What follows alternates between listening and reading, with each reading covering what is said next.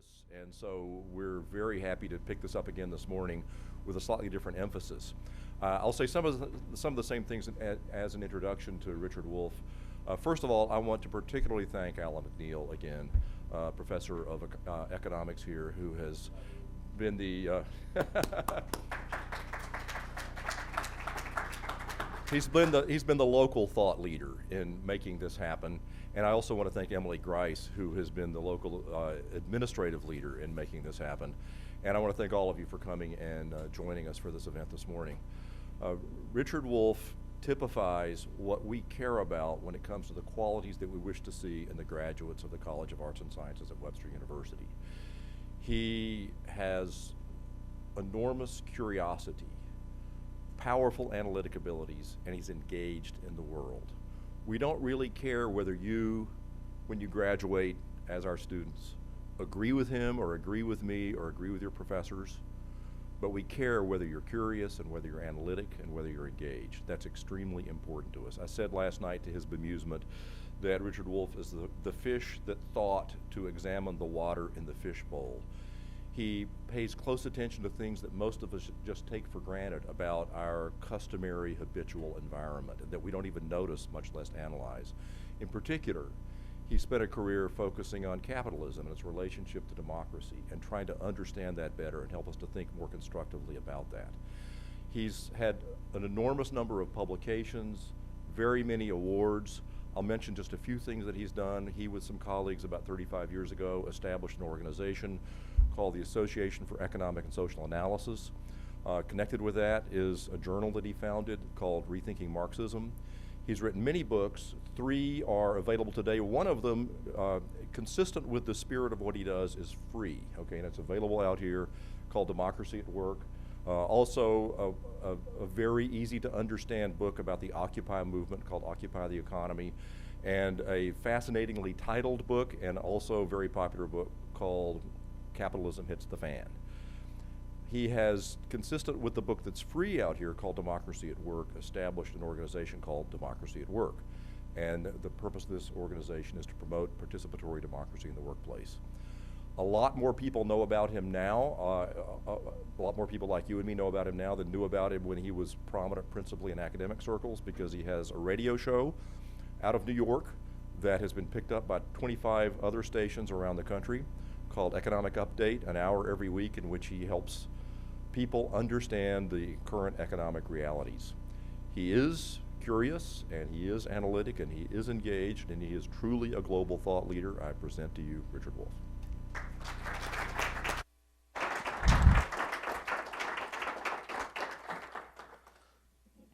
I have to thank you and also work at not getting such a big swelled head when such nice things are said about me.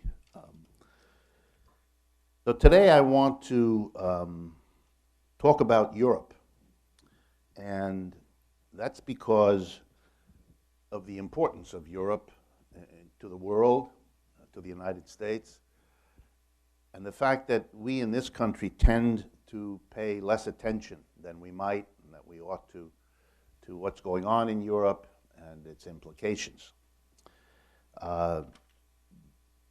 One reason I'm interested in Europe is its ramifications elsewhere.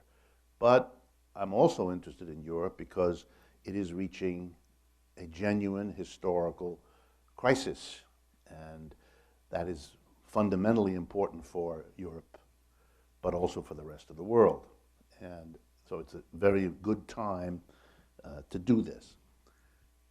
Having said that, I'm going to have to ask your indulgence in allowing me to approach this historically, because it really is the long span that we need to understand in order to get a sense of the importance of what's happening now.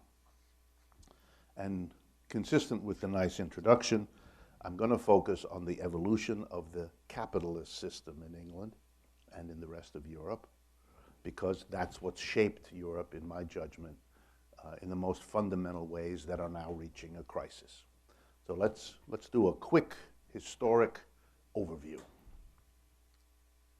Capitalism, the modern system we all live under, a system in which enterprises are owned by private individuals, either individually or collectively, but now mostly collectively through the thing called a corporation. The existence of an institution called the market, where enterprises buy and sell from one another and interchange with the public, buying the labor that people can do on the one hand, and selling back to those people the products of their labor in those enterprises. That kind of an economic system where the ability to work is a commodity, that's something you sell, which of course in slavery and feudalism, the major systems beforehand, was not the way we organized things.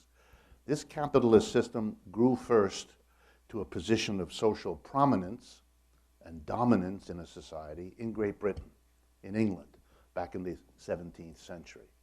So it's been around now for 300 or 400 years, depending on how you count. There were examples, isolated examples of capitalism earlier in other parts of the world and in Europe, but they never were able to become the dominant system until the 17th century and England, giving England an advantage, something that was crucial because the capitalist system enabled England to grow powerful sooner than others, which is why England was the first country really to have a global empire. It was capitalism that made that possible. And it was the further development of capitalism that undermined the British Empire a little later. Well, capitalism spread from its dominance in England first to other parts of Europe, France, the Low Countries, and so on. It also spread in the 18th and 19th century to the areas settled by the British, including North America, the United States, Canada, Australia, South Africa, and so on.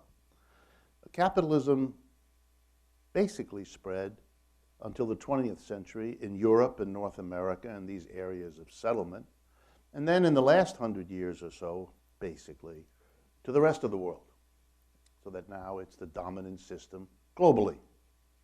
An interesting story, but what I want to focus on is I want you to follow with me what this meant with particular focus on Europe, although you will see that some of what I say about Europe also applies to other countries, other parts of the world. First, one of the ways capitalism spread was by its ability, its power, to reorganize the world economy, to create a global market, and in the process to assign different parts of the world different functions in that global market. So, for example, in the most dramatic case, when England takes over what we now call India, it reorganizes that society in order that it play the role the British wanted it to play in the emerging global economy that was dominated by British capitalism. So India became a producer of cotton. In fact, the British tried to grow cotton wherever they went, in Africa, in Asia, in Latin America. They tried to grow coffee in other places because the British drank coffee. They weren't successful with the coffee, so the British were taught to drink something else, tea, because they were successful in growing that, and they assigned that to certain parts of the world, which we now think of as tea-growing countries, but the tea is all a process of capitalism growing. To make a long story short, modern colonialism, the way in which the capitalist countries, the leading first ones, Britain, France, Germany, and so on, how they reorganized the world was to create what we now call the center and the periphery, the concentrated, wealthy, core parts of the world, North America, Western Europe being the major ones, with the addition of Japan a little later, and then the rest of the world basically providing food and raw materials to those centers of capitalism. And that shaped and organized the world.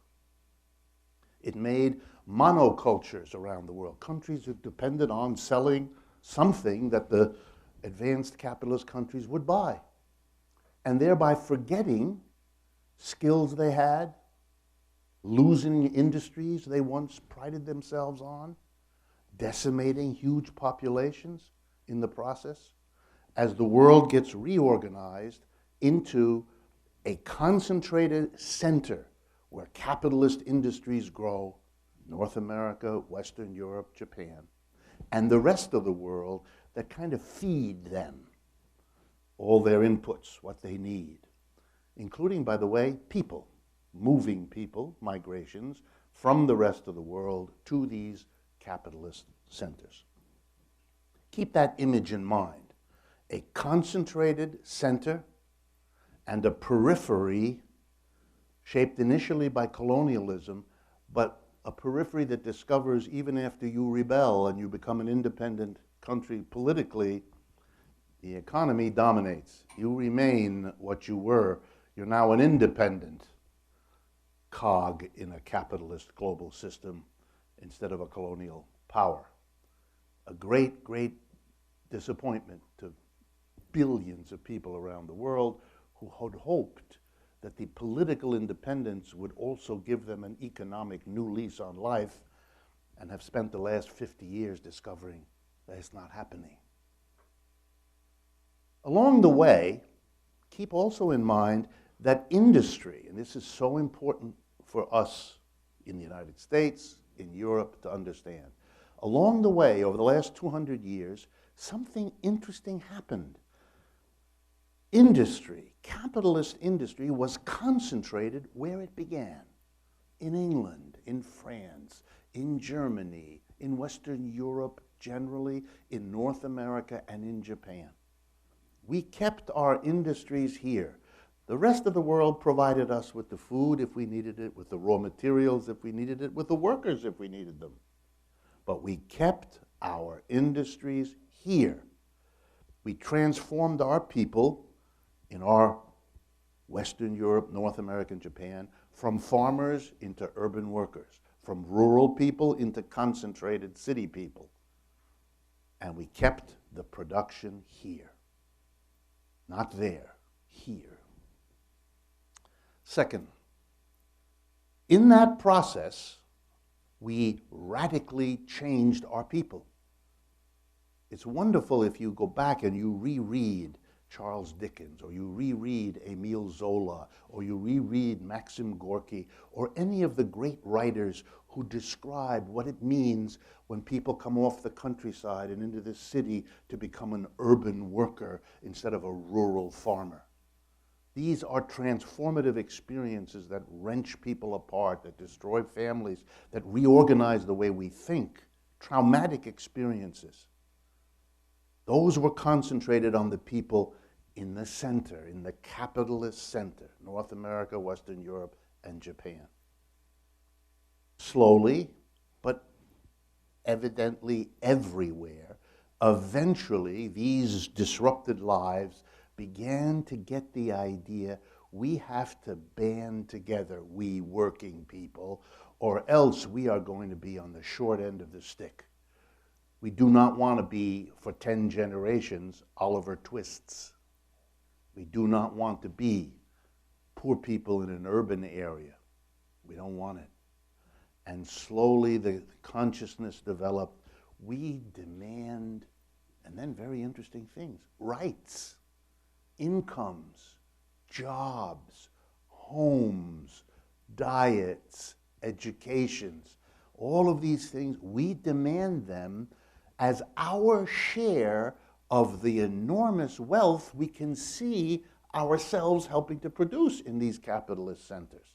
And again, to make a long story short, trade unions develop, socialist, communist parties develop, all of that. And in Europe, very important, in Europe, a kind of deal is worked out. Tremendous explosions of working class anger and radicalism. If you ever want to read about that, look up Revolutions of 1848, staggering time, when across Europe, the middle of the 19th century, when capitalism was establishing itself, the working classes of all the European countries rose pretty much at the same time in 1848. You read about it, you can see how it percolates. A few years later, in 1870, workers do something they had never done before. So angry did they get, so bitter about what capitalism wasn't providing to them in the wealth that they saw all around them, that they overthrew a government for the first time in the city of Paris in France. And they established in 1870 something called the Paris Commune, where the workers took over the city. Didn't last but a few months, but for a few months the workers discovered, hey, we can run the society. We not only can work in a factory, we can run the society. And we can do a pretty good job, which is why they were repressed by the French government. But nobody forgot. If you ever study the Russian Revolution, you'll learn that the leaders of the Russian Revolution studied the Paris Commune real closely and learned a lot from it. In Europe, these cataclysms led to a very interesting deal. And the capitalists cut a deal with the working class. We're going to give you a large part of what you want. We're making enough money around the world. Capitalism is as productive as it can possibly be. The profits are staggering, so we can afford a deal. We don't want these revolutions. We're scared of what happened in the Paris Commune. You took over. Then we got another shock in 1917 when you took over a whole country in Russia. These are terrifying revolutions. So here's the deal. You stop talking about revolution, you put that out of your head, and we're going to give you a deal better than you thought you were going to get. We're going to give you jobs, we're going to give you income, and we're going to give you a government that takes care of you. We're going to provide you with what we now call the welfare state. We're going to provide you with what we now call social democracy. And the leader in Europe who did this might surprise you. It wasn't a revolutionary. It was an aristocrat. Otto von Bismarck, the leader in Germany in the second half of the 19th century. He took the leadership. He created the first welfare state from the top down. And he explained it to the industrialists of Germany, you better cut a deal with the working class or you will disappear at the hands of the working class. And they agreed. And Europe became then, over 100 years ago, the model for working a deal, which is why to this day in Europe, we have a society in which it is accepted and understood. Well, let me correct it. Until the 1970s, it was corrected and understood that it was the obligation of those with wealth to empower a government that provided to the mass of people benefits, income, jobs, and security. That's why today every European country provides a national health insurance for its people as a matter of course. We don't. That's why in most European countries, the minute you start your job, you get from 3 to 5 weeks of paid vacation from your employer because that's the law. We don't. That's why in most European countries, the social services put what we do in the United States to shame. That's just the way it is. And that's the way it's been. Europe cut a deal with its working class at the same time that reorganized the world economy into a wealthy center and an impoverished, dependent periphery. By the way, the periphery is where the majority of people live. The center is a minority in this world economy. The last thing I want to tell you about capitalism in Europe is yet another dimension that's very important in the development. Capitalism brought to Europe the worst military conflicts the world had ever seen. Before capitalism, wars were small and local. People died, of course. People suffered, of course. But capitalism not only brought us modern technology, it brought us the application of modern technology to the destruction of other human beings on a scale nobody had ever seen before. If you have never read anything about World War I or World War II and what they did to the European countryside and the European population, you should. Because the devastation there was beyond anything anyone had ever experienced. And while it may be a new thought to you, it wasn't in Europe. The notion that there might be some relationship between the emergence of capitalism as the dominant economic system and a level of mutually destructive warfare on the other was something that became part of European common sense. Uh-oh. Capitalism then has three key qualities. It reorganizes the world economy into a center and a periphery. A center where wealth is concentrated, where production is concentrated, where a deal is cut giving workers a rising standard of living over time, giving them a cut of the productivity they achieve, in which the government provides all kinds of supports to the mass of people, takes care of people. So you have a rising standard of living, a rising level of wages in the concentrated minority center, Europe, North America, and Japan, and a growing dependence, poverty, and low wages in the rest of the world. You have a deal between the working class and the employer class in the concentrated areas. And finally, you have a level of devastating warfare that is beyond words. And the way the Europeans reacted to that warfare was to decide, after the Second World War in 40 years, remember, they didn't have just 2 world wars, they had them in a very short time. They are a warfare-ridden part of the world. So they decided they had to end what was causing their problems.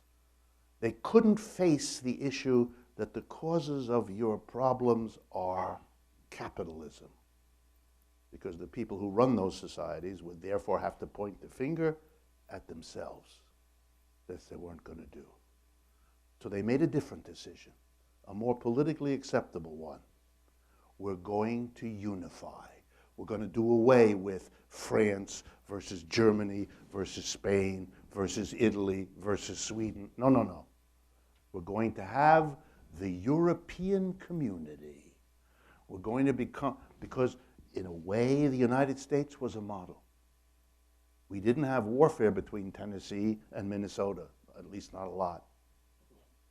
And Florida wasn't taking up arms against Arizona, or you get the picture. So maybe if there's a United States of Europe, roughly modeled on the United States of America, we can avoid this self-destruction warfare that has emerged. So now we reach the 1970s. We've got a concentrated, high-wage Europe, North America, Japan too, surrounded by a low-wage periphery of masses of people in Asia, Africa, Latin America, and so on. We've got unification underway. We've got a deal between the employers and the working class. But you know, all arrangements that societies make to cope with their problems are no sooner completed than it turns out the problems have changed along the way too. And the arrangement that solved your old problem may not solve your new ones. Europe confronted in the 1970s a new set of problems. I want to focus you particularly on that. And the new set of problems was the opportunity for capitalists to break out of the limits of this arrangement that I have just described to you. What do I mean by that? From a capitalist point of view, everything here was working out pretty well. The rest of the world was providing food and raw materials and workers, and that was great. And unity in Europe meant we would have less warfare. That was good. And the deal with the workers meant that the revolutionary upsurge from below was muted. But there was a problem. That part of the deal that had been worked out was to give workers rising wages year after year. You know, for an American audience, it's like remembering much of our history of rising wages. But in the 1970s, the world changed. The jet engine made it possible to get around the world in a matter of hours. And the modern telecommunications revolution, the internet and all of the rest of it, made it possible for a capitalist to move his or her operations from the areas of high wages to the areas of low wages, easily, cheaply, and to monitor a factory or an office or a warehouse in Shanghai as easily from an office in London as you used to have to monitor a warehouse in another part of London. And capitalists around the world began to realize, wait a minute, we have an opportunity that is beyond words. Imagine, the capitalists said to themselves, if we could take all of the 200 years of capitalists developing technology, developing mechanisms of producing clothing, food, shelter, transportation, vehicles, everything. And instead of paying, here we go now, the high wages in the concentrated centers of capitalism in Western Europe and North America, high wages because of the deal we struck with the working class, suppose we moved to the areas that have low wages. Low wages because of the colonialism that our forefathers imposed on the world. That the early phase of capitalism created the low-wage sectors of the world to which the later phase of capitalism would say, hello, we're moving. We're leaving the United States and Germany and England and France and Italy and Spain, and we're going to China and India and all over, because the wages in those parts of the world are tiny. A couple of months ago, there was a demonstration in Dhaka, Bangladesh. The clothing workers of that country marched down, 200,000 of them, down the main street, carrying signs demanding a minimum wage. And the minimum wage they wanted in the clothing industry was $100 a month. The current minimum wage is $38 a month. That's why the clothing you're wearing now is not made in the United States. It hasn't been for years, and it probably never will again. How does the United States compete with that? Well, it's the wrong question. The United States is a country. It doesn't compete. Capitalists compete.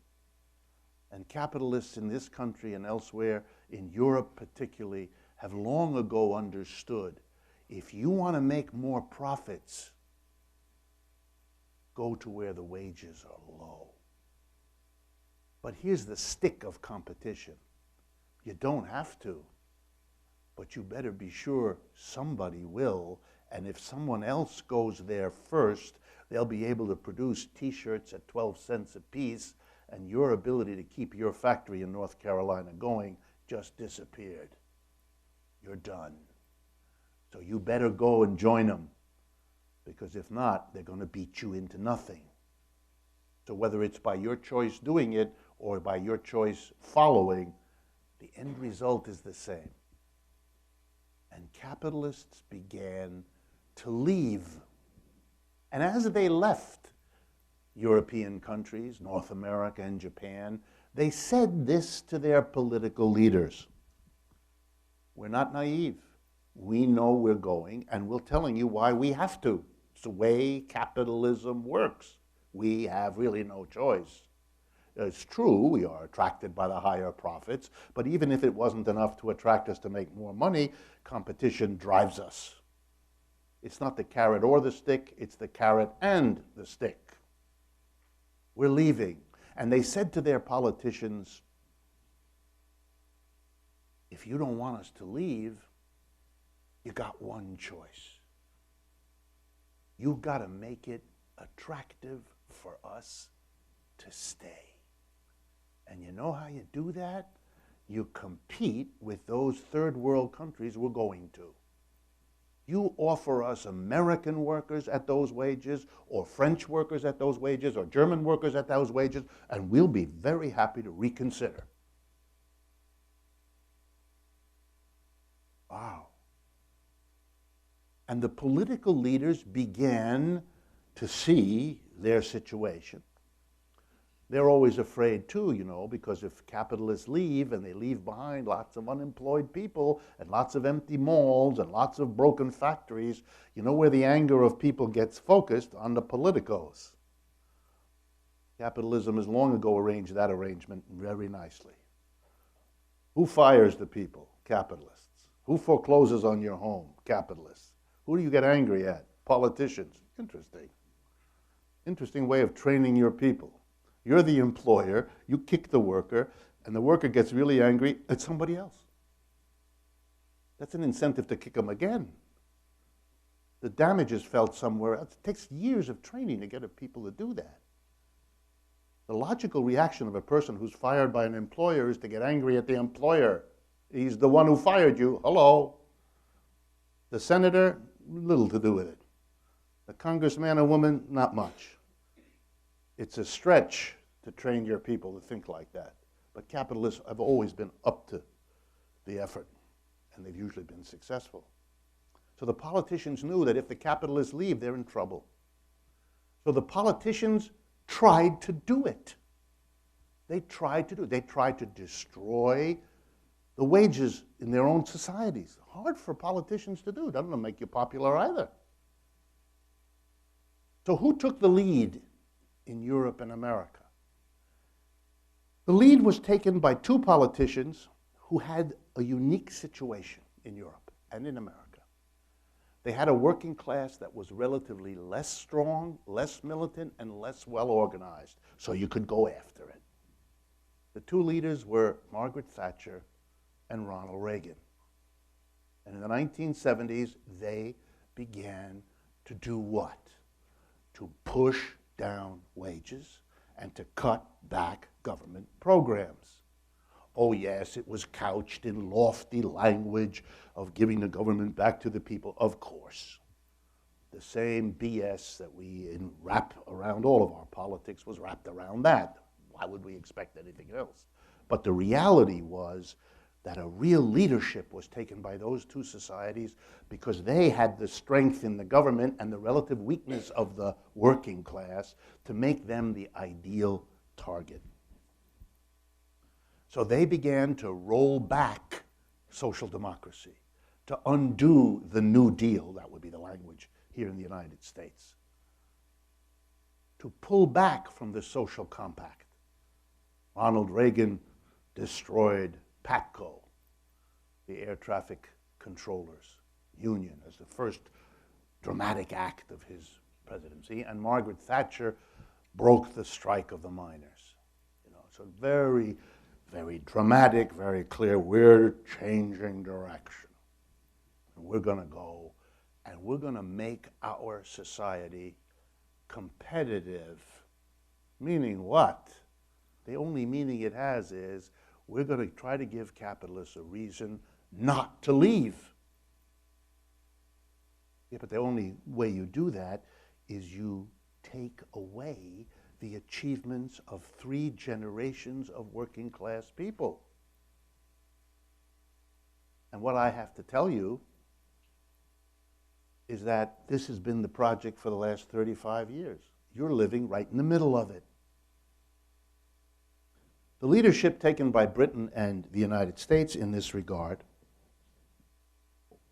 percolated then to Europe. The Europeans, the continental Europeans, the French, the German, the Italians, and so on, they had to follow because if they didn't, industry would leave. If they kept the wages high, if they kept the taxes high so they could provide good social services to their people in the way that I've told you, then how would their industries survive when not only were capitalists in China, India, and those places competing with them, but the Americans and the British were moving in there as the Japanese did too, and they would provide even bigger competition. By the way, this process was abetted by big American and European corporations. None of this could have worked if there wasn't a way for the cheap produce produced by low-wage workers in the third world to be delivered to all American consumers and all European consumers. You know who accomplished that? The big retailers of Europe and America, who gladly said, yeah, we could get cheaper stuff from China and India, lower the price here if we could produce it for 40% less, and sell it to Americans and Europeans for 20% less, we pick up the extra profit. We save a ton on producing it where the wages are low, and we lower the price for Americans and Europeans, but not as much as we saved on costs, and we pick up the big exploding profit. There was a retailer in the United States who figured this out right early in the 60s and 70s, understood perfectly what this was about. What's the name of that retailer? Walmart. And Walmart became something which made all of what I just described possible. And Europe has the equivalent. Carrefour, if you know the French retail giant. Many of the others, too. They did it. They provided the cheap products of low-wage workers in the third world what they could not otherwise have survived without. A way to get to the consumer who could buy all that stuff. The Chinese can produce it. The Chinese can produce it at a low price, but how do they deliver it into our station wagons, into our vans, into our cars to take home? There has to be a vast, organized, efficient distribution service. And the distribution service figured that out too. And here was a marriage made in, well, depending on your perspective, up there or down there. And the marriage was low-wage production in the third world and the Walmarts of this world, the Amazons of this world. Wow. Walmart rode this profit train to what? To where it's the largest corporation in the United States today, Walmart. It employs 2 million people, most of them in the United States. Staggeringly productive. If you make a list of the 10 richest people in the United States, 4 or 5 of them have the name Walton, which is not a coincidence. What is this about? This is about the management of the whole thing I'm describing to you as a profit-making enterprise of capitalism. But now I want to draw for you the implications of this. First, Europe is losing what it achieved in the last 200 years. The deal between the employers and the employees in Europe is disintegrating. The welfare state is disintegrating. It's under attack everywhere. In some countries it's going fast, in some countries very slow. Depends on the pushback of the working class and of the trade unions and of the socialist and communist parties, if they even push back. Not all of them do. Number one. Number two, Europe is splitting in ways that should scare the pants off every European. Some countries in Europe are doing wonderfully. Germany, even France, Scandinavia. Other parts of Europe are doing disastrously, particularly the southern parts. Portugal, Spain, Italy, Greece, but also other countries. Hungary, Ireland. Terrible problems. Terrible problems. And that means a Europe that is straining the unity it undertook to avoid warfare. The visit of Angela Merkel from Germany to Greece a few months ago was accompanied by lampposts on the streets of Athens from which were hanging straw effigies of Angela Merkel that the Greek citizens set on fire. This is a suggestion of some distress. People are very upset. In Europe today, and I go there a lot, it is very common to hear the following remark. Modern capitalism is achieving the subordination of Europe to Germany that was Hitler's dream, but which could not be accomplished militarily and is now being accomplished economically. Everybody is becoming subordinated to one dominant power. So Europe is in a very difficult position. Now finally, introduce into this scenario, and this has been going on since the 70s, the exodus of industry, the cutting back of the welfare state, with the lead position taken by the British in the United States, because their working classes were relatively weaker and less well organized, so they could be hit first. Add to this ongoing scenario the crash of 2008. Oh my goodness, what did that do? Well, it exposed the process.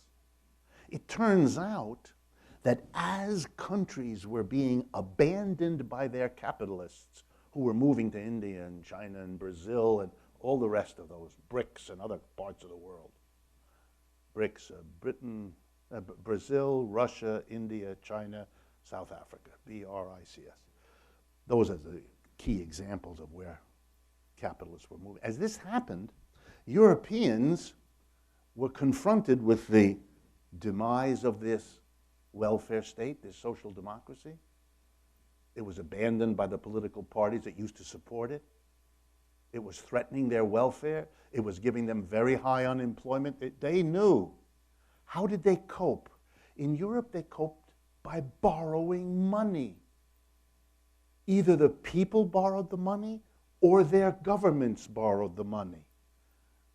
It was massive denial, covering the crisis that was emerging by a temporary palliative, by borrowing money.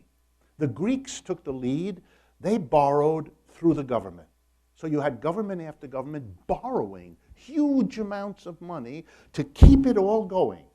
As private sector jobs disappeared in Greece, the government hired people to the point where, when it finally hit, more people were public employees than private employees in the Greek economy. In Spain, the government didn't borrow, the people did. German banks lent to Spanish working people the money to expand or build their homes. These were people who hadn't had access to credit cards before, hadn't had access to consumer loans. The Germans were now willing to sell because of the European Union. They knew they could collect on these debts, and at least they thought they could. So either the people borrowed to get them through these hard times, not understanding what was going on historically, or the governments did, not understanding.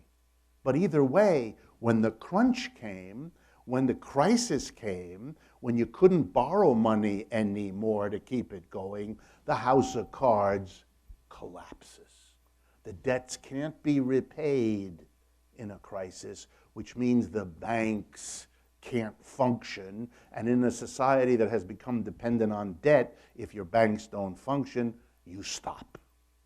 You've now broken the machine.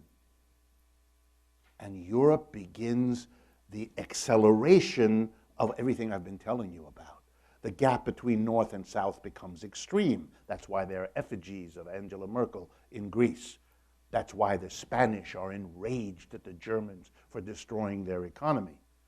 Makes for interesting summertime when Germans go to Spain for vacation, when Germans go to Greece for vacation, etc., etc. Well, it's a serious problem, by the way. Germans discuss this in their press, what's happening, and are very fearful. They're even more fearful of losing their benefits. Wow. And for an American audience, let me also stress, here's what this means. Capitalists have made a decision. In large numbers, they're leaving the United States. They're leaving Europe. Many of them have already left. More than half of the goods that come into the United States from China are produced by subsidiaries of American corporations. We refer to them as Chinese goods. That's true, they're produced by Chinese workers, but it's the American capitalists who went over there to join what they could not beat. That means that the future for wages in the Western world, in Europe, North America, and Japan, is grim. And the future for social services provided by the government is grim. If you don't do anything about a system whose logic makes it, in its first 200 years, concentrate all the wealth and production in one part of the world, creating poverty and low wages in the rest, you really can't be surprised, given the logic of that system, that they will discover the results of what they've done and move. By the way, decimating a part of Europe, the southern part, allows this same process to go more slowly in the other parts. It means that in those parts not affected right away, they can hope to escape this conflagration. They won't, but they have the hope. The United States has the same thing, but we can't point to a little country because we're the United States. So let me tell you where the Greases of the United States are. They're called Detroit, or Cleveland, or Camden, New Jersey. I'll just pick those three. If you've never had a chance in the last few years to visit any of these three cities, visit them. You don't have to go to Greece. Greece is here. It's the same process. And what we have is all the other cities, maybe even St. Louis, hoping against hope that what happened in Detroit won't come here. Oh no, we work hard. That's what they say in Europe too. It's coming unless what? Unless the process stops. Unless the logic of a system that works this way, the logic of a system that has worked this way for 200 or 300 years, the people finally say, hey, stop. I think the process of stopping this is already underway. These things happen slowly and then they become visible.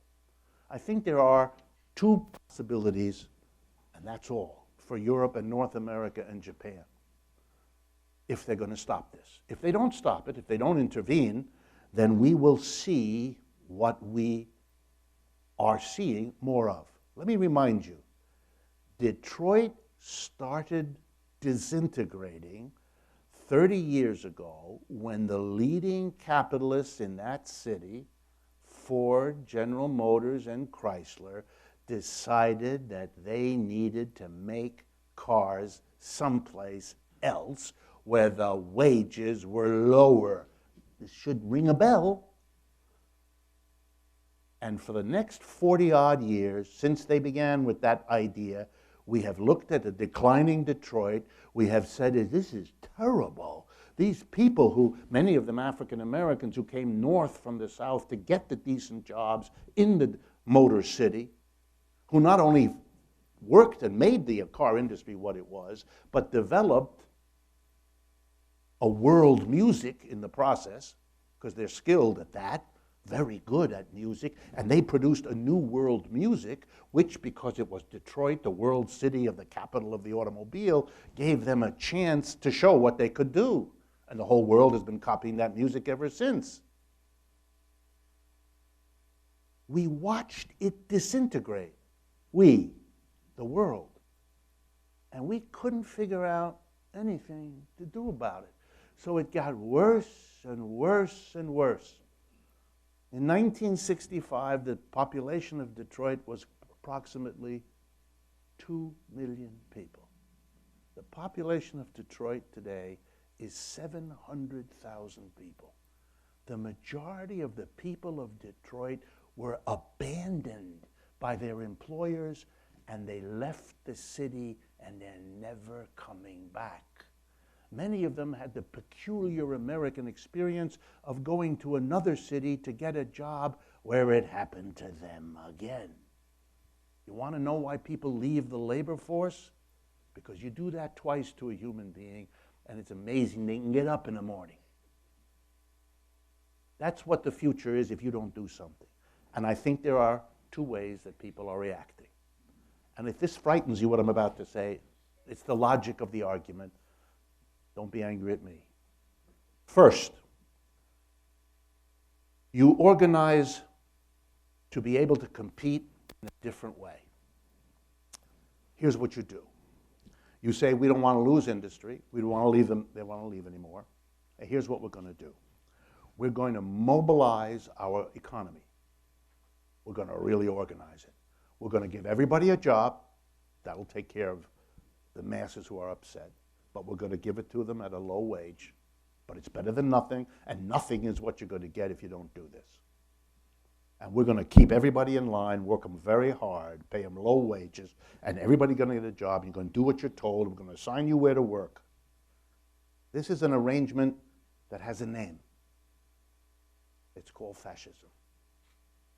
It's when the government mobilizes the people to fit appropriately into the capitalist machine.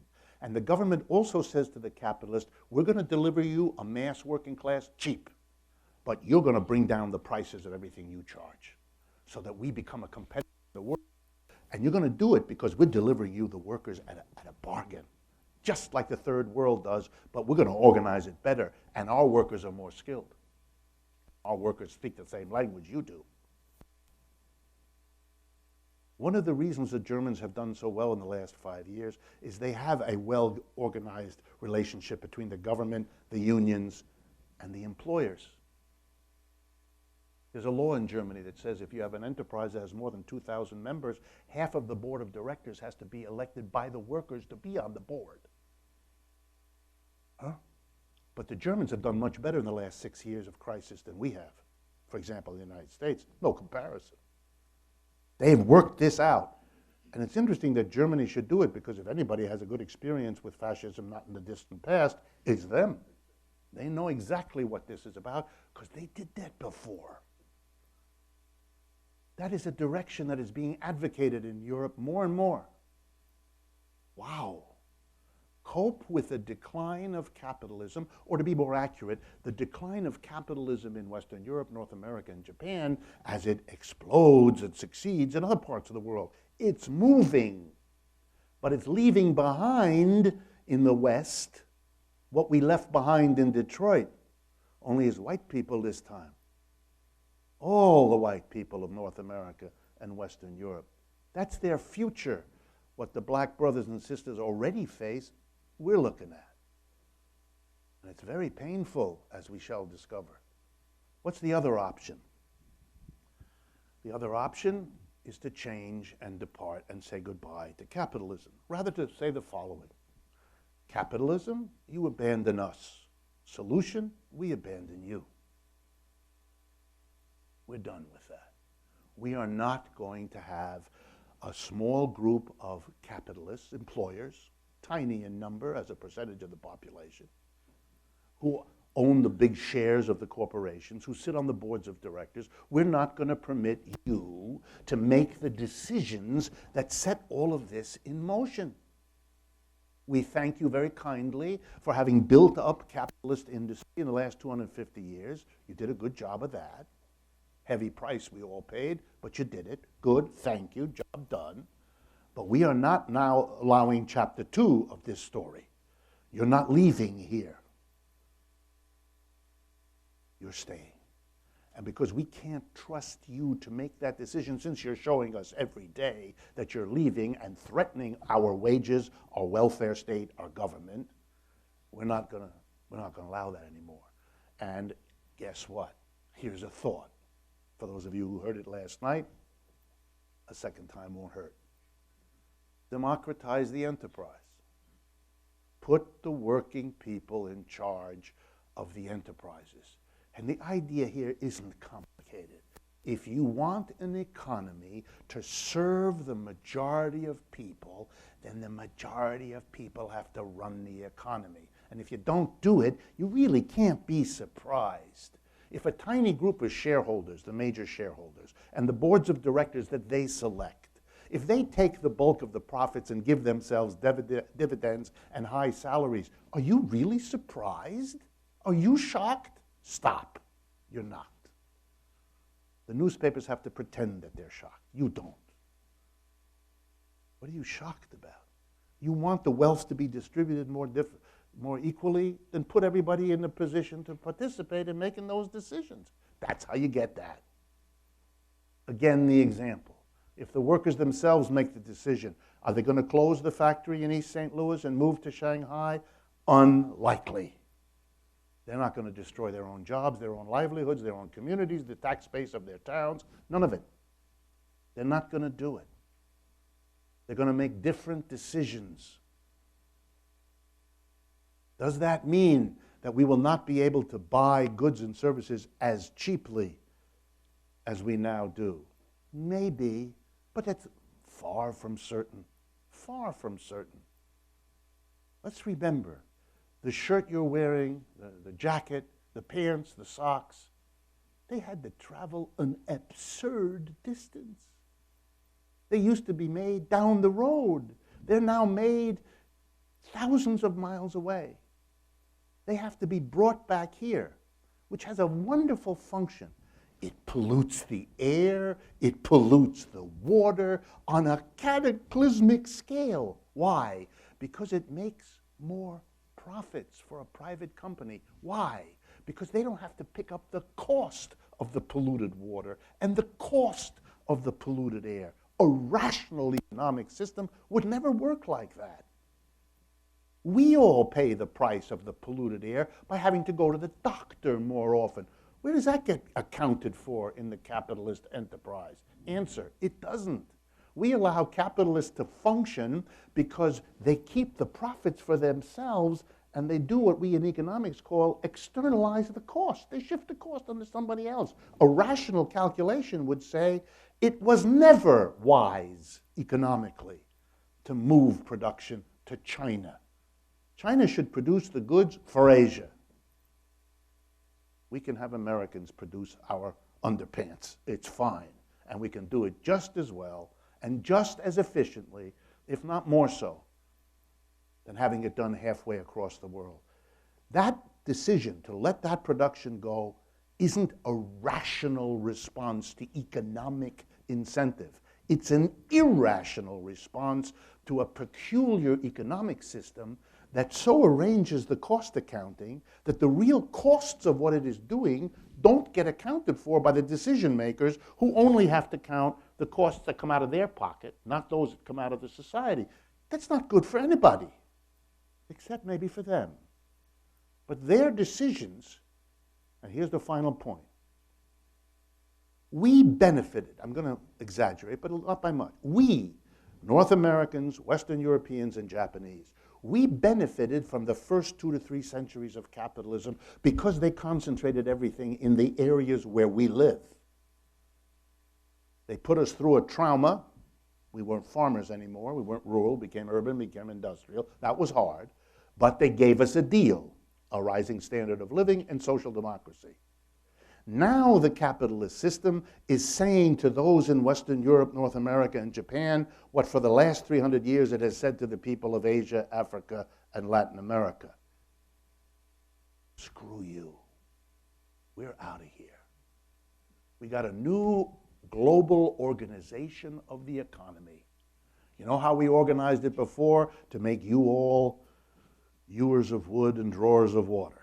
You, the people who produce the food and the raw materials we bring to Europe and North America. We assigned you that role. Well, now we got good news for you. We're bringing the factories to you. We're bringing the offices to you.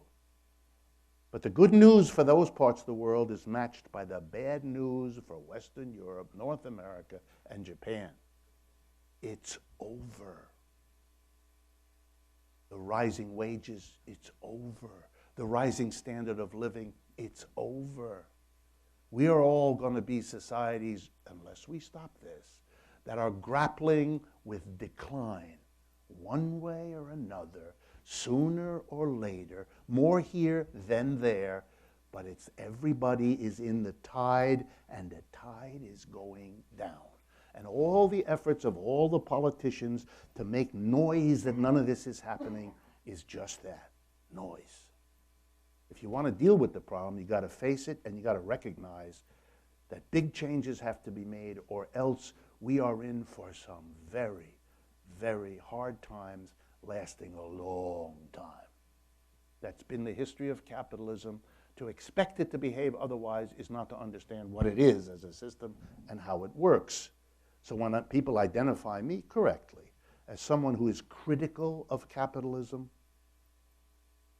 my response is to all of you too. How can you not be? What are you not critical of, and why not?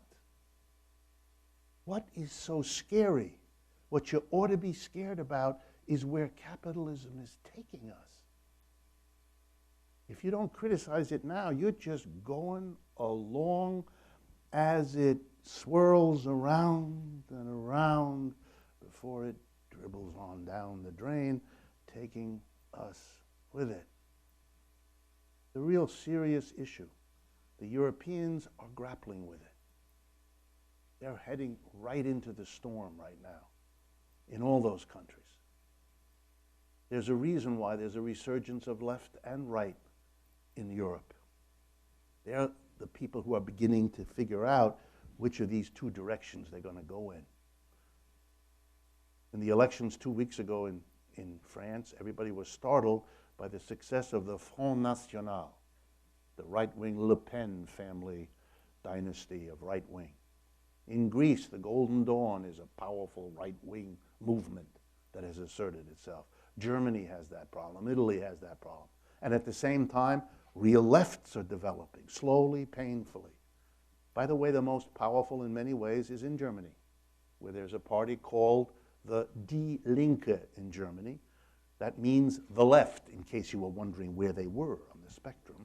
They let you know right off the bat. And the Die Linke party in Germany is now the opposition, because the government is a coalition of the conservatives and the socialists.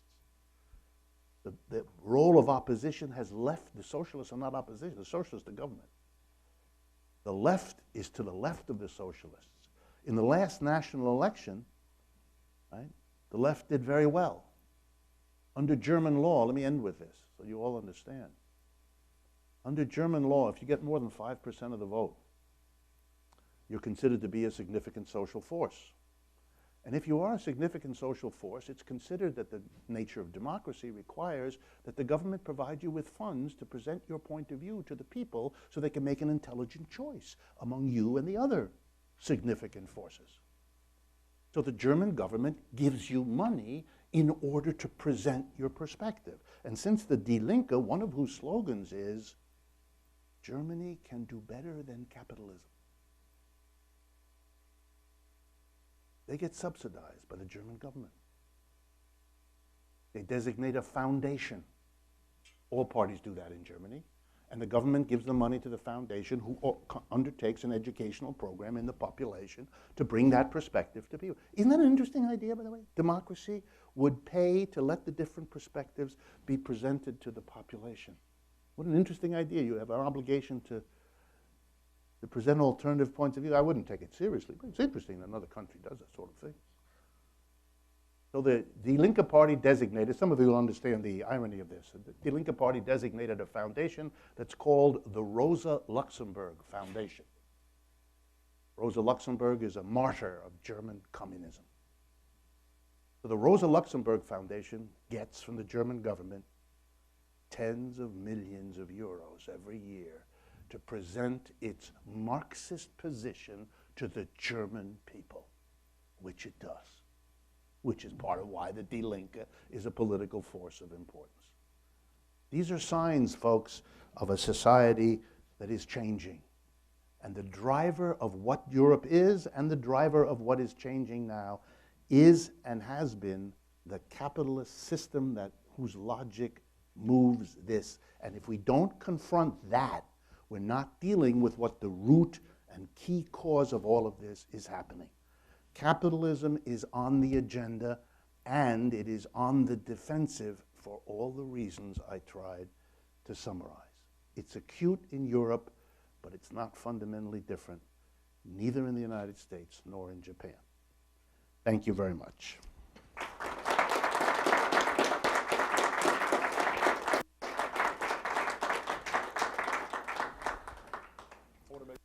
Announcement regarding our question and answer session. We have many people watching the webcast internationally. You may have noticed that our web messaging system has gone swirling down the drain. We don't want it to take you with it. So you have an option. You can't use that for asking questions, but if you want to ask a question, then send an email, please, to partners@webster.edu. And we will hand those questions off to our speaker. So on with the Q&A. Thank you.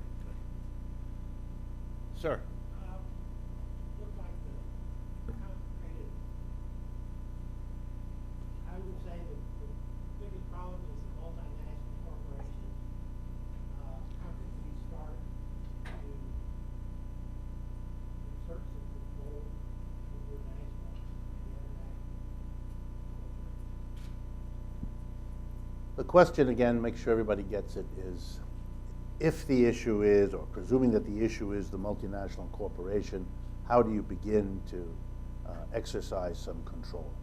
Well, let me simply draw on some of the measures of control that other capitalist economies and countries have already been using, in some cases for decades. The reason I singled out Thatcher and Reagan, Britain and the United States, is because they were able to roll back social protection of working people much earlier and much more than has happened in many other European countries. So those other countries remain sources for answering this question. So let's begin.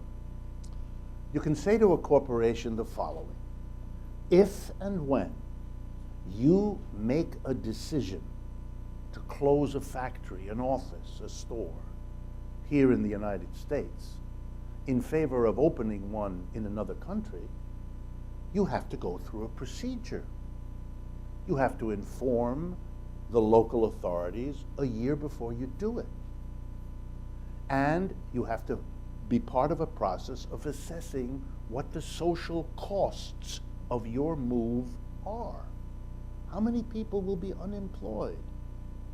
How many neighborhoods will be decimated? How much will the value of homes in that area decline? What are all the consequences of your decision?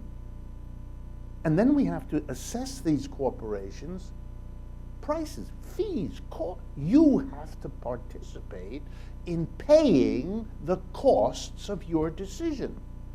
And when the corporation looks aghast at you, which an American corporation will, but most European corporations won't because they already have to do this sort of thing, the answer is, we, the communities surrounding you, we have helped you in countless ways from the time you were a little corporation to the time you got bigger. We provided you with subsidies. We provided you with special courses at our high school to help train the people who work there. We provided you with tax incentives. We provided you with training incentives. We provided you with tons of things. So don't you go pretending that you don't have any obligation to us after you stressed to us through your whole history what an obligation the community has to you since you provide jobs. This is a two-way street, Jack. Now that means a corporation, when it calculates the costs and benefits of moving, has a new cost it has to calculate. Now it doesn't look so good because they're going to have to pay a bundle to cover the damage that their decision made. It's called, dare I say it in American English, it's being responsible for the burdens you impose. It's being responsible for the costs you levy.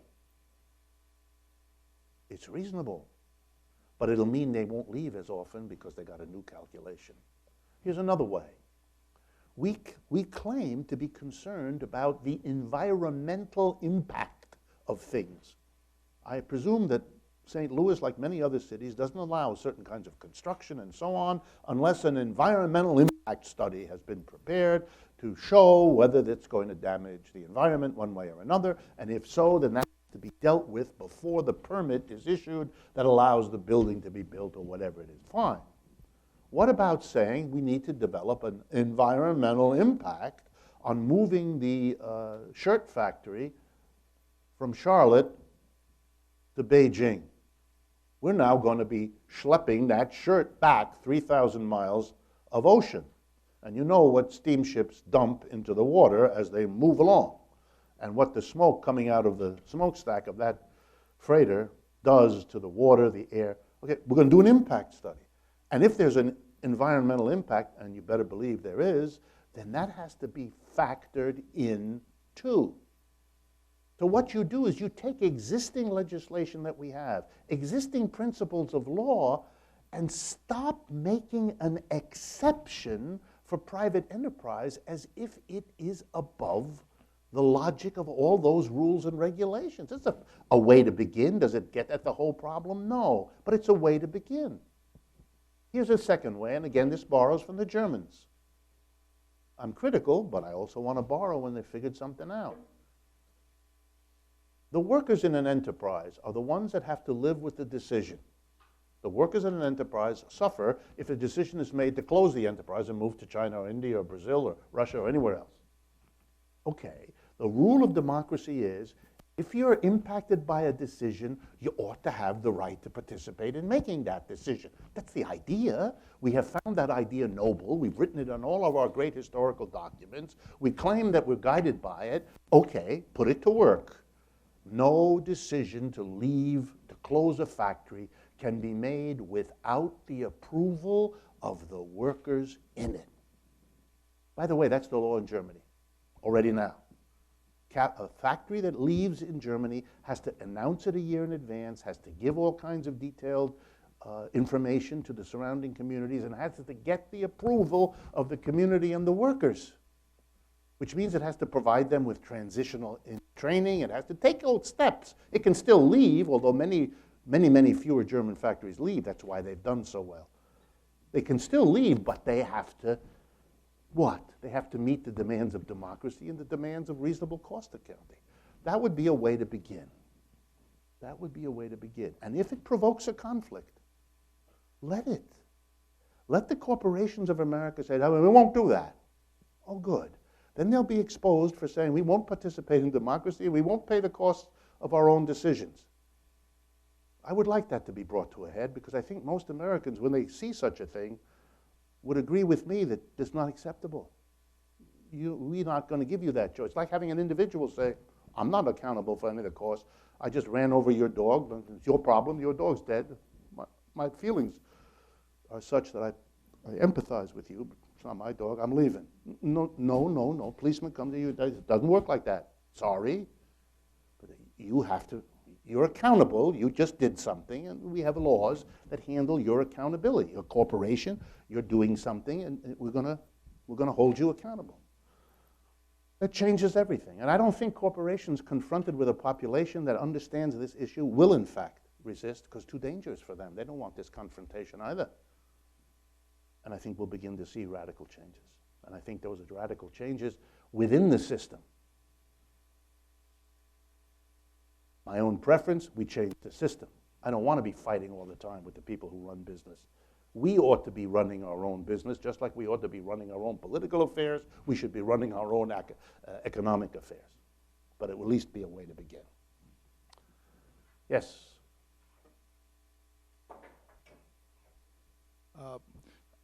I'm going to point out a couple of points from regional logistics studies. In Shanghai, China, it costs $17 a square foot to open a factory, but bad news, Shanghai's full. In the St. Louis area, you have factory and warehouse space at about $4 a square foot. You have excess capacity in this space and in the logistics system in the region. Is this a possible window for the local community to counterattack or get things going, or is this merely a curiosity? Well, no, I think it's significant. I don't think it's merely a curiosity. I think it's a very important point. The way I would understand it, though, is it is one of the results you get after having the kind of process that I've described. If your factories are leaving, then your square footage is going to drop because you've got the old supply and demand dilemma here. You've got less demand square footage for enterprise, and so the people who are in the position of renting that space out have to lower the price to survive. But you're pointing an important finger in an important direction. That's what I meant before. We're moving down. The prices of our square footage are going down. By the way, the wages, just so you know, over the last 7 years of the crisis, 2007, 2014, the real wage in the United States has actually been slightly declining. It's not just that we have an unemployment problem, but what we have is an average wage that continues to go slowly down. Now, we are doing what I described to you. We're making the effort. We don't want to. We're being dragged, kicking and screaming and all that, but we're making the effort to become competitive with the Chinese and the Indians and the Russians and the Brazilians and so forth. And what that means is less social services and lower wages. The problem is we have a long way to go. We're going in that direction. That's what the difference in the square footage that this gentleman pointed out shows us. We've already gotten there in terms of what it costs to get a square foot. We just now have to get the rest of the way, which is to get you a wage half of what it is today. That's what we're talking about, half. We're being sustained in this society under an illusion. Let me give you one example of it that I didn't do before, but that may drive it home. Americans pride themselves on having one piece of property. If Americans have any property at all, most Americans don't have any property, not to speak of. But if you have any property, it's basically your home. That's where the wealth in America, the significant wealth of the mass of people is. Your house, your land, your garage, and all of that. Okay?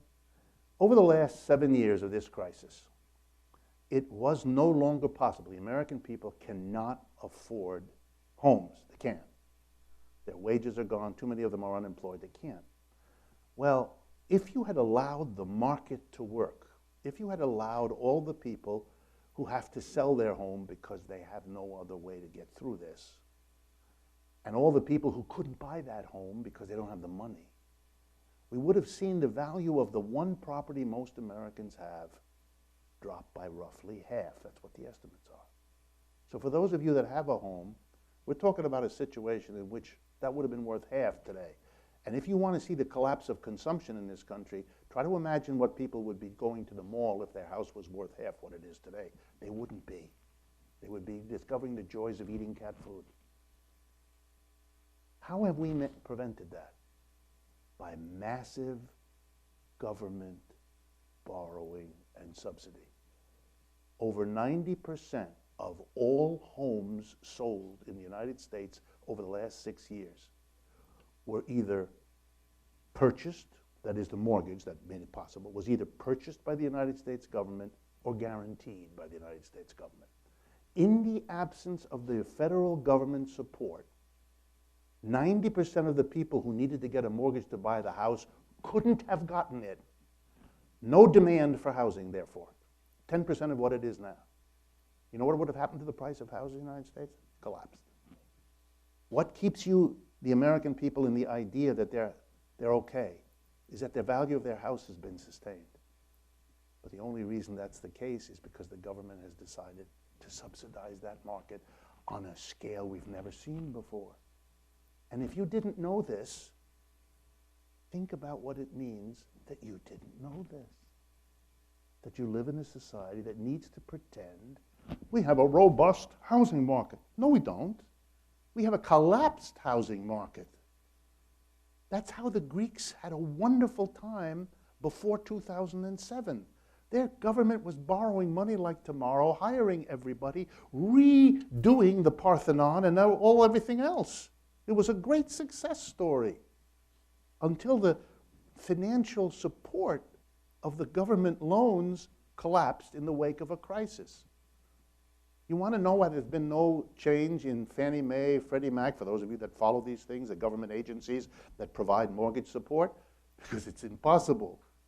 The senators sit around talking, and then an economist comes in and explains to them, gentlemen, ladies, you do that thing, you'll be out of office in 10 minutes. People will string you up. You're taking away America's homes. You can't do it. You just can't do it. And so there's a lot of waving and gesticulating and Republican angry against Democrats and vice versa. But when the dust settles, we keep funding because we have no choice until we can't. And then what the French call dénouement, it opens up the floodgates. These are all signs of the same direction. So, final answer, lower rents is one step in a direction, but unfortunately we have a lot further, more steps to go before we can begin to change this.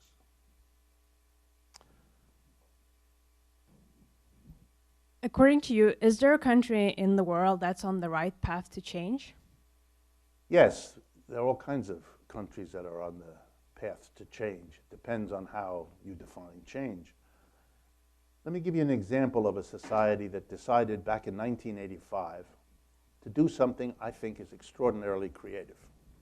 The country in question is Italy. You might be surprised. 1985, Italy passed a law, the Italian legislature. It's called the Marcora Law, M-A-R-C-O-R-A. You can Google it and learn about it. The Marcora Law in Italy is a law designed to deal with unemployment.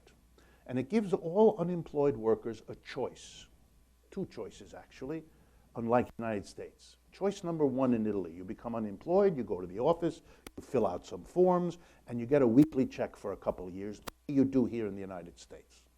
That's option one. And an Italian worker who becomes unemployed, he or she can choose that.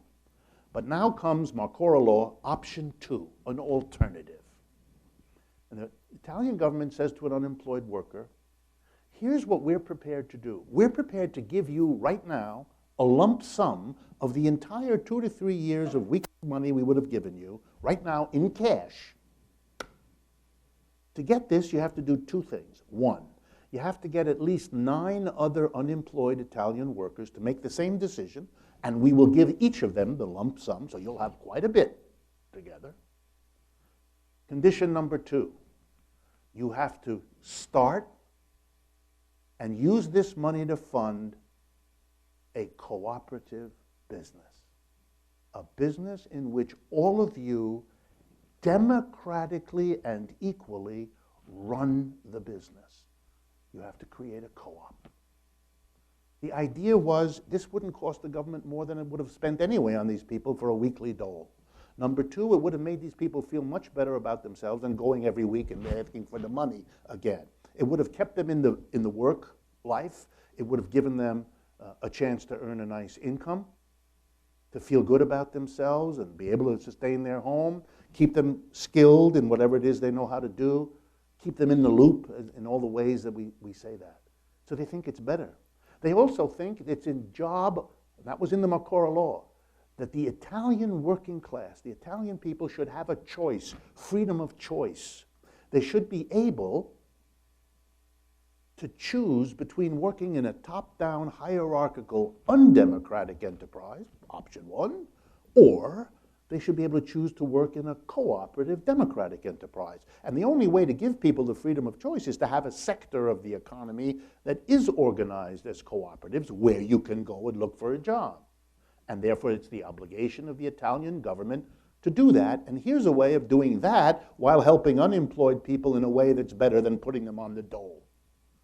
Does that strike you as an interesting step? Is that a country that's going in a Yeah. Guess what? Italy has more co-ops in its economic system than most other European countries. Why? I just told you why. That's a country that took a step in a direction. Would it be possible, by the way, for those of you that are interested, for the United States to do that? Of course it would. The only question is, why, and I can tell from your faces, why did you never hear about this before? The law has been on the books in Italy since 1985. Businesses, capitalist enterprises in Italy have tried twice to get it repealed. They failed. Very popular. Guess what? Now that there are lots of co-ops in Italy, they support this movement, so not so easy to undo it. Could the United States do it? Of course we could do it. We already have the precedent in this country.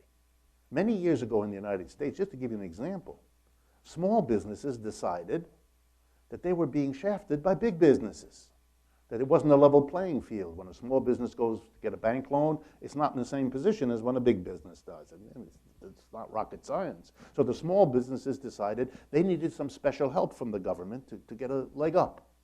So we created in the United States something called the Small Business Administration, the SBA.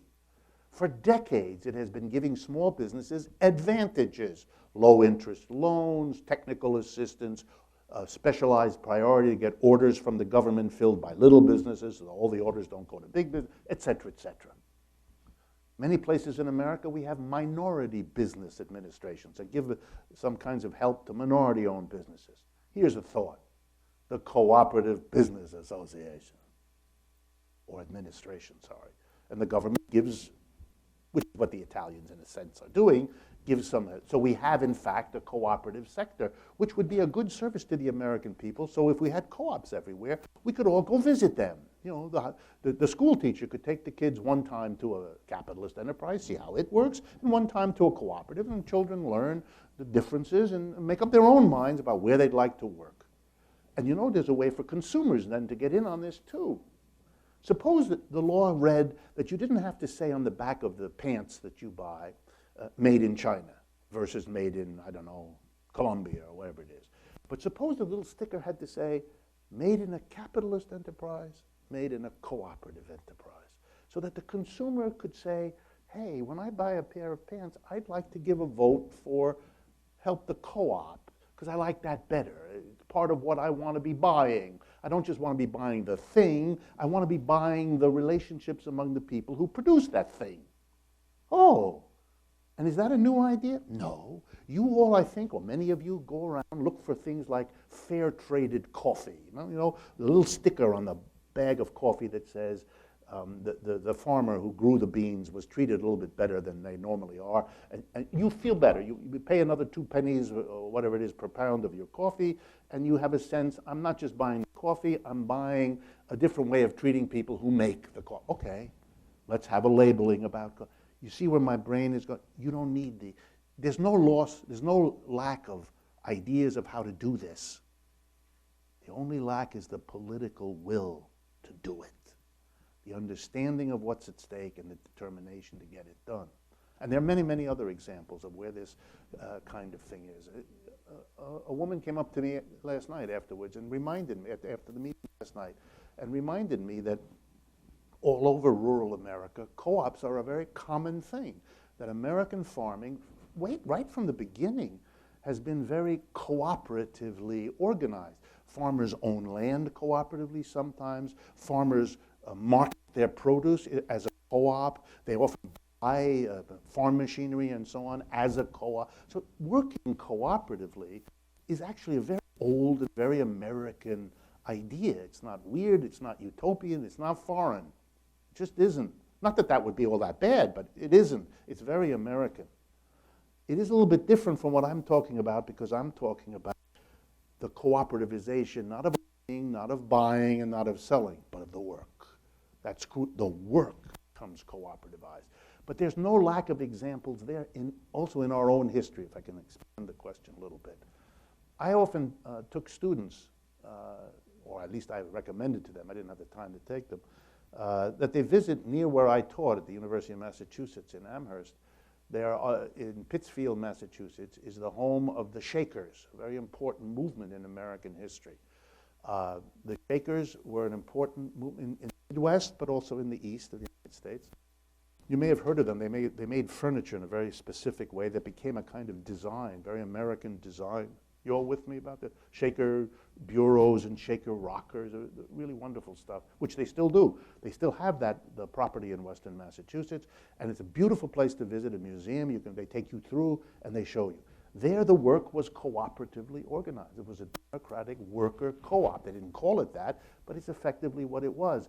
And it was particularly populated by women. And you might enjoy this. Why? Because in colonial America, a woman who suffered beatings from her husband had no way to handle that. Nobody would listen to her, the churches wouldn't deal with it, so there was this denial of what was endemic as a problem. But then women discovered there was a way to escape. They could, in the dead of night, and thousands of women did this, in the dead of night, leave their abusive home, usually with their kids, travel with the help of some friend or neighbor, and arrive at the doors of the Shaker community.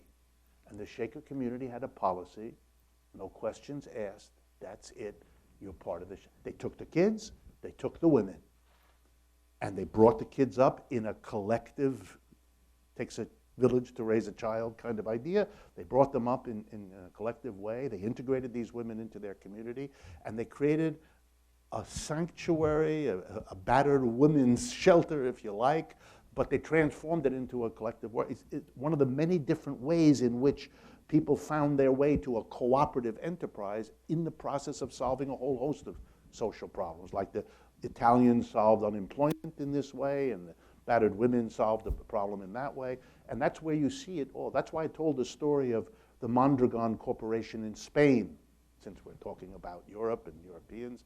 They solved the poverty and unemployment problem by building a co-op, which turned out to be a way to have a very successful, modern, multinational corporation organized. By the way, Mondragon, whose official name is Mondragon Cooperative Corporation, MCC, is actually a family. It's a company that entails 200 to 300 individual co-ops, all of which work in this way, but they help each other. And of course, they have the benefits of this mutual aid. If there's a problem at one, they help to the other. Every one of the co-ops has to take a portion of their profits and put them into a general fund that both helps other co-ops get through difficult times and also provides the seed money to develop newer co-ops.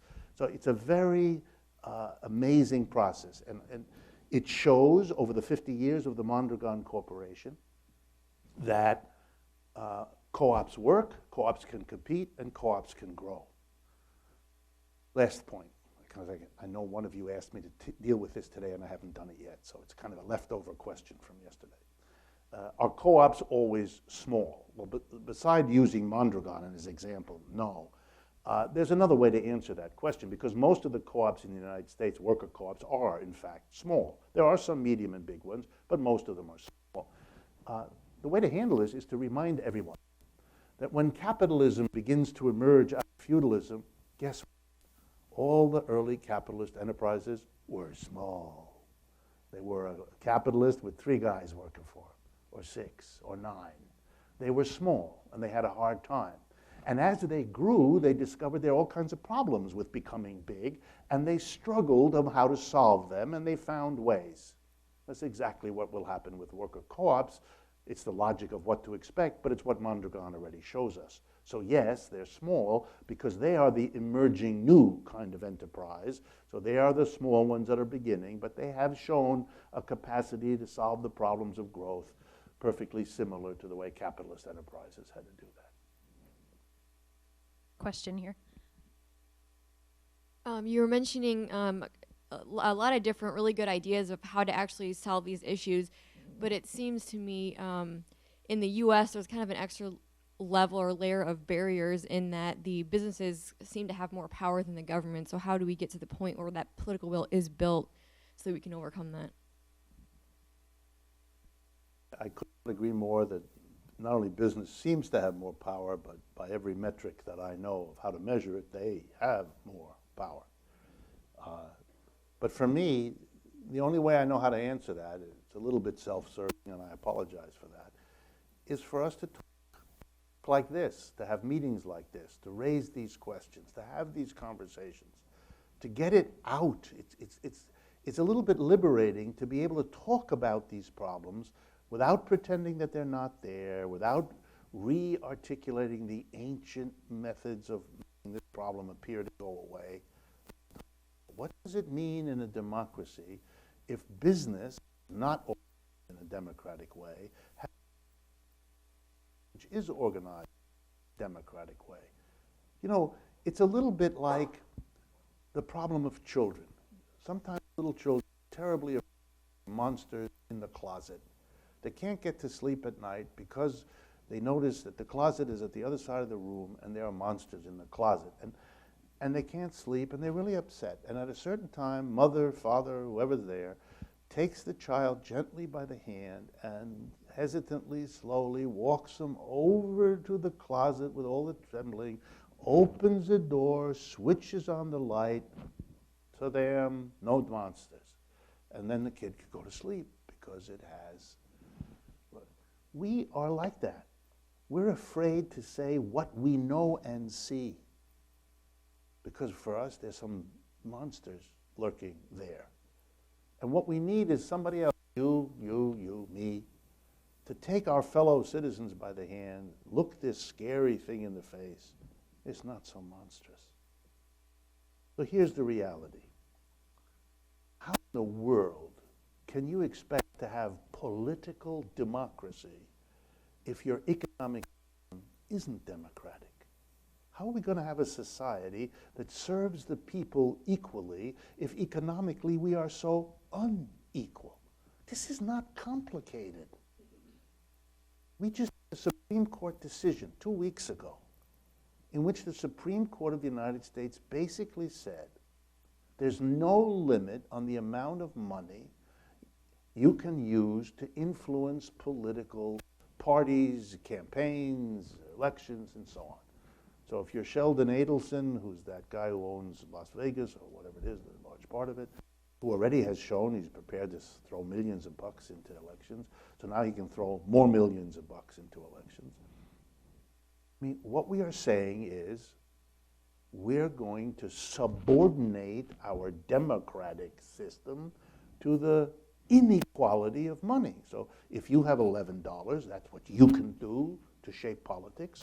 And if he has 11 million, that's what he can do, and there we are. Okay, do you need it spelled out more? I mean, there it is. We can't do that. We can't be surprised, shocked, amazed that our political system looks more and more distant from us, more and more disconnected from us, more and more outrageous to us. We can't be surprised. The people who are in the office, and I meet with Congress folks and senators from time to time, and I tell them what I have to say to you, and you'll be surprised how many of them are quite sympathetic. But the sympathetic ones lean across the table to me and they say, come on, Rick, you know how this game is played.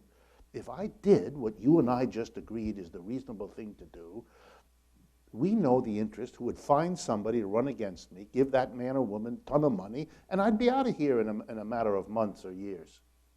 So you'd get me to vote, and then I'd be replaced by someone, and you'd either have to start all over again, or you're done. That's how it works. And I'm not going to commit political suicide, even though I agree with you, because it makes no sense for me. So have a nice day. And I leave. What am I going to tell such a person? Gee, I'd like you to commit political suicide. I'm not stupid. They're not stupid. We're not going to waste each other's time. But another way of saying that is we live in an economic system in which we allow a tiny number of people to sit at the top of a pyramid and call all the shots economically. To think that they would be so naive, so backward, so stupid, and they aren't any of those things, as to not understand the following political truism. If the society economically becomes more and more unequal, then the people who are the ones at the top, since Occupy Wall Street, we call them the 1%, right? The 1% are going to understand, we live in a democratic political system. It is now dangerous for us that the mass of people will turn to politics, where they are the majority, to try to undo politically what we're doing to them economically.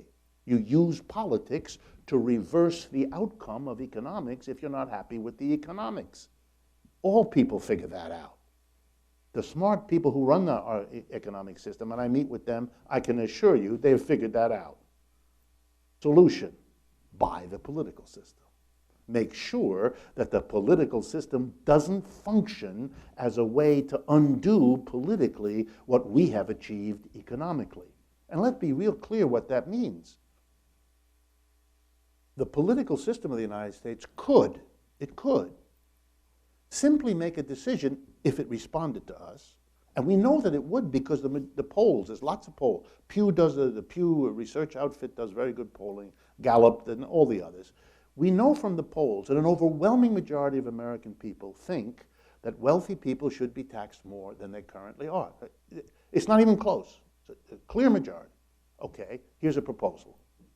We go back to the tax rate on the highest incomes in the United States that we had in the 40s, 50s, 60s, and into the 70s. For the 40s, 50s, and 60s, for those of you that don't remember, the top income tax rate on the richest people was 91%. Every dollar over a certain amount that wealthy people earned, they had to give the government 91 cents. They got to keep 9 cents. That was the law, signed by Republicans and Democrats, enforced by President Truman, Eisenhower, Kennedy, all of them. So this is not pie in the sky. This is not a wild idea. This is American history. So we could propose a law. We go back to those tax rates for the same reasons they passed them then. We need it now. We have a national economic emergency. That would undo some of the inequality that we have. That would pass if our political system responded to what the polls tell us is the overwhelming majority opinion. How do you stop that from happening? You make sure that politicians have the kind of conversation with people like me I just reported to you. I agree with you. You're right, you're right, you're right. I can't vote that way. Why not? Because I'm a creature of where the money is. I can't run for Senate without at least $6 million. That's it. Are you going to give me, by the way, I've had these conversations. Are you going to give me $6 million? I don't have it. Oh, yeah, I know that. Short conversation. But I know where I can get 6 because I got that 6 last time. I'm going to get the 6 again, but not if I vote like you. So have a nice day. You're a really nice guy. I like you. Come see me again in a couple of years, and we'll be fine. That's it. So again, my argument is, if you democratize the enterprise, you wouldn't be giving a tiny group of people all the profits that the enterprise earns to use to shape politics the way they want. The profits of companies that would be given to politicians would have to be given in the way that the majority or the workers in an enterprise choose to give it.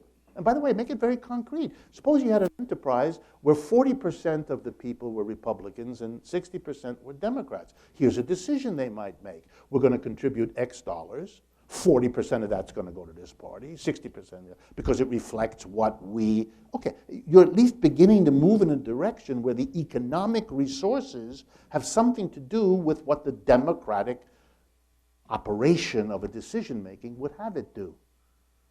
I don't think Americans lack all the ideas one would need to make this work. We've got to change the rules of the game because the game is turning against us.